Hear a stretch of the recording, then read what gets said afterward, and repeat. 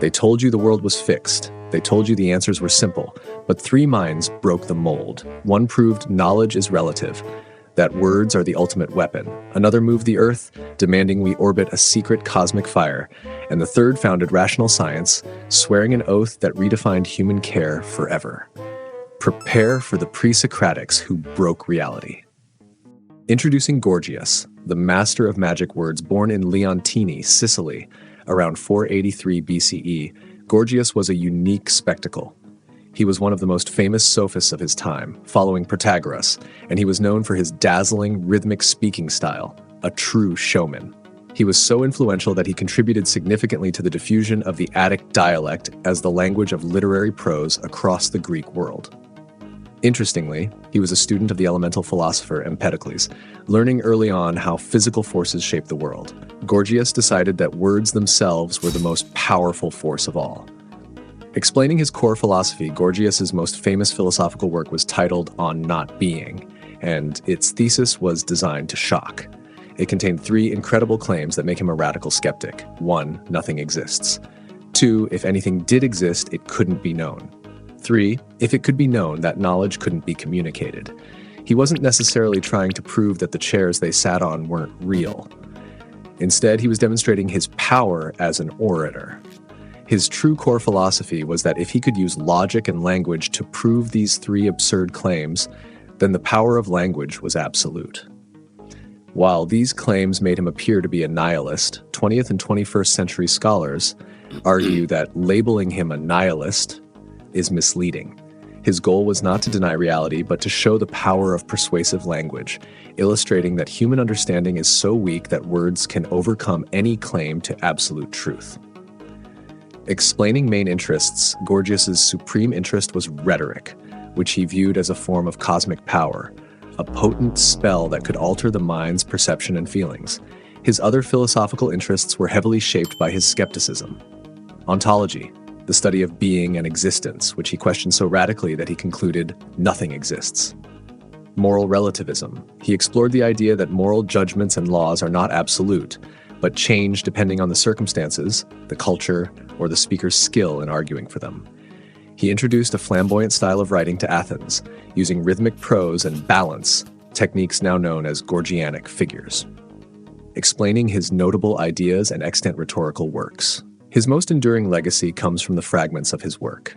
While the vast majority of his writings have been lost, and the few that survived have suffered considerable alteration by later copyists, Gorgias left behind two incredible examples of his rhetorical mastery. First, the praise of Helen, encomium of Helen, his famous defense of Helen of Troy, arguing she couldn't be blamed for the Trojan War because she was irresistibly persuaded by words.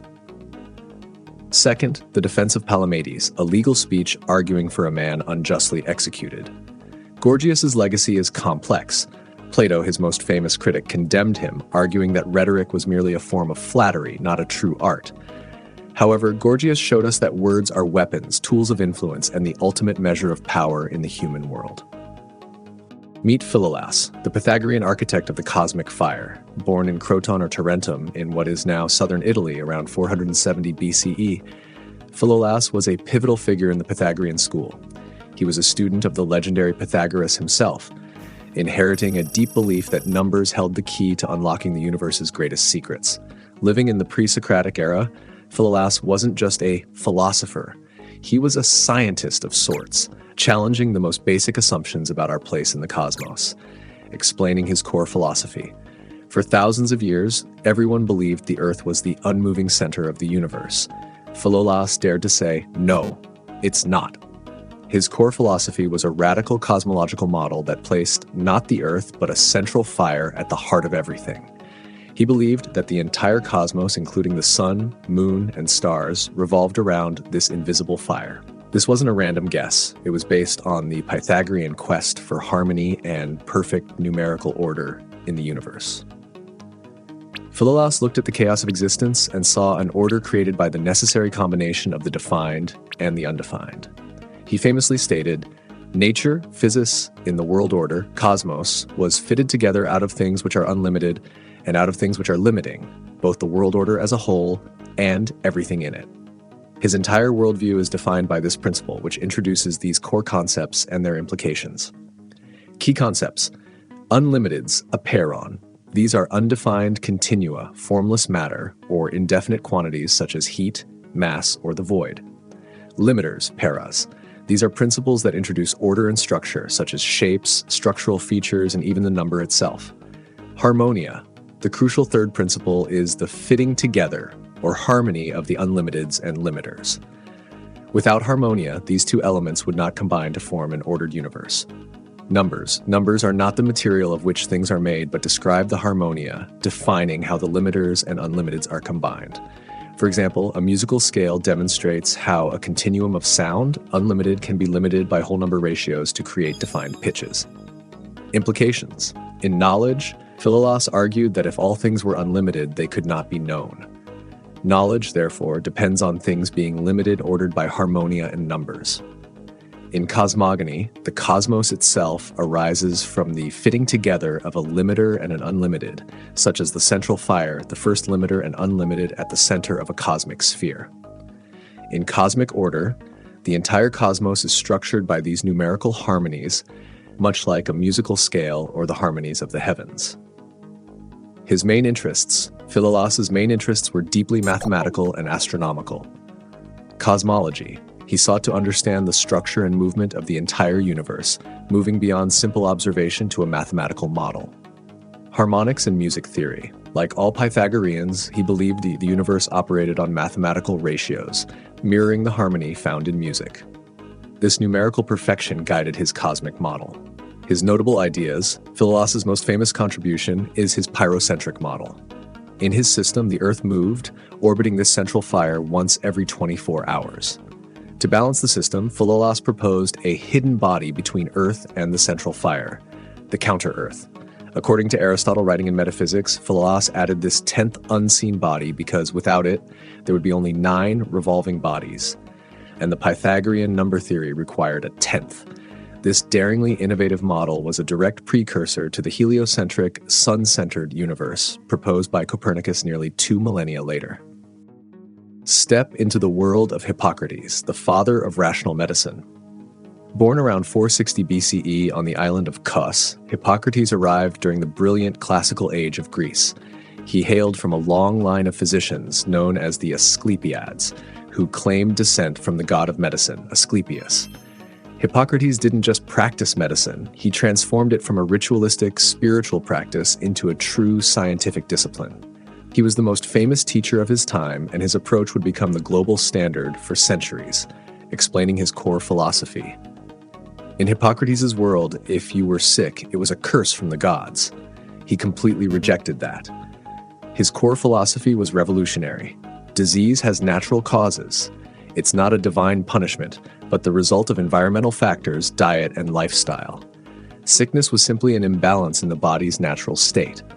His central theory, which defined medicine for over 2,000 years, was the theory of the 4 humors: blood, phlegm, yellow bile, and black bile. Health was achieved when these 4 fluids were in perfect balance, and sickness was simply an excess or deficiency of one of them. Explaining his main interests. Hippocrates' main interests were focused on rigorous, rational methodology.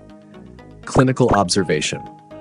He stressed the importance of carefully watching the patient, recording every symptom and using logic to diagnose, rather than consulting divine omens. Prognosis. He believed a physician's greatest skill was predicting the outcome of an illness, prognosis. By establishing what would happen, the doctor gained the trust of the patient and demonstrated the power of his knowledge. His notable ideas. Hippocrates was ahead of his time in his holistic approach. His philosophy emphasized that the physician should treat the whole person, not just the disease. He paid close attention to a patient's environment, diet, and sleep, an early form of lifestyle medicine. He believed in the body's innate ability to heal itself, a concept called vis medicatrix naturae, meaning the body does most of the work. The doctor is merely an assistant to nature. His direct contributions to medicine. Hippocrates' most profound contributions remain with us today. His school produced the Hippocratic corpus, a collection of around 60 medical texts that standardized medical practice and established medicine as a distinct field, separate from philosophy. And of course, there is the Hippocratic Oath, an ethical promise to uphold medical standards, maintain patient confidentiality, and, above all else, do no harm, an oath that still serves as the moral compass for doctors entering the profession around the world.